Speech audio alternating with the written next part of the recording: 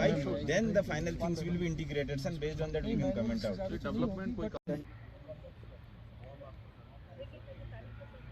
का रिसीवर है तो मैं इधर से कोऑर्डिनेट डिटेक्ट करके ना इसको रिसीवर पे भी ट्रांसफर करूंगा। मैंने बोल दो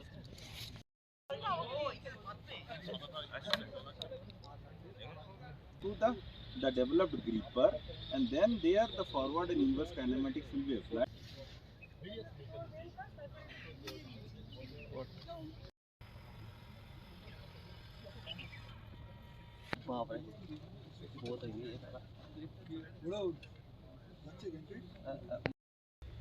So in that context, sir, we are also developing the flower harvest.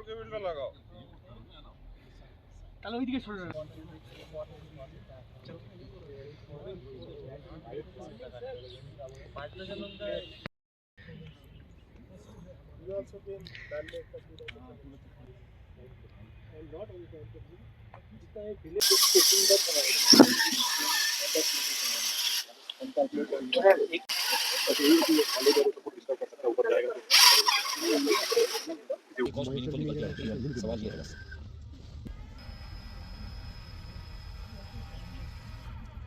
होगा प्लकर के साथ हम लोग जो इमेज प्रोसेसिंग एल्गोरिथम डेवलप करें उसको इंटीग्रेट करना।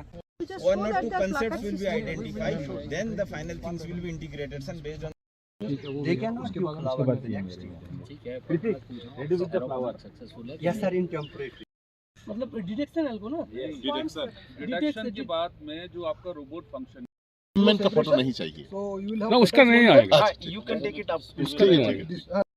उसके बाद नॉर्मल कैप्चर एंड डिटेल वाला टैप करूंगा।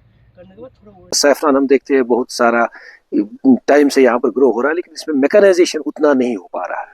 सो उस कंटेक्स्ट में हमने 2-3 एड्रेस इसमें करेंगे इशू। एक इशू तो हमारा ये रहेगा कि जो वीड मैनेजमेंट इसमें होती है सैफरान में, तो ये मैनुअली करनी पड़ती है एंड बहुत सारा हेक्टिक रहता है ग्रोवर्स के लिए। तो हम उसमें एक एग्रीबॉट ऐसा बना रहे हैं जो उसको मैनुअली, जो उसको इंस्टेंट मैनुअली ये पूरा थ्रू रोबोटिक्स ये पूरा वीड मैनेजमेंट हो जाएगा।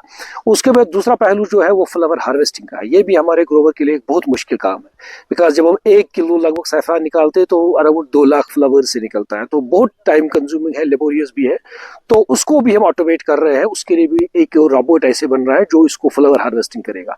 फ्लावर हार्वेस्टिंग करने के बाद सबसे बड़ा इंपॉर्टेंट है स्टिग्मा, जो कि अंदर का मेन सैफरान जिसको बोलते हैं, वो सेपरेट करना पड़ता है फ्लावर से। वो बहुत टाइम कंज्यूमिंग है एंड उसमें बहुत इंपॉर्टेंट बात यह है कि जितना वो अगर वो थोड़ा भी डिले हो जाए, अगर वो 24 आवर डिले हो जाए तो उसके बाद तो ऑलमोस्ट समझो सैफरान हम कुछ निकाल ही नहीं पाएंगे।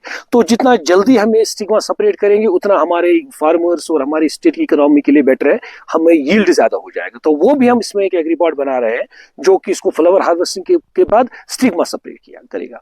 तो उसके अलावा सबसे बड़ा, क्योंकि इस वक्त हम देख रहे हैं कि सैफरान को एक सॉइललेस, एक प्रोटेक्टेड कंडीशंस में कल्टीवेट कर रहे हैं।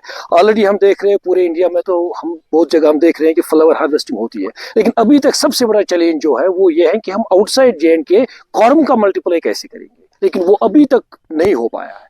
तो वो भी हमारा इसमें एक एम है कि जो हमारी कॉर्म मल्टीप्लिकेशन है वो हम कश्मीर को कंडीशन को छोड़ के पूरे इंडिया में कहीं भी हम कॉर्म मल्टीप्लिकेशन करेंगे। तो ये सभी ओवरऑल इस अम्ब्रेला प्रोग्राम में हम सब चीजें कवर कर रहे हैं।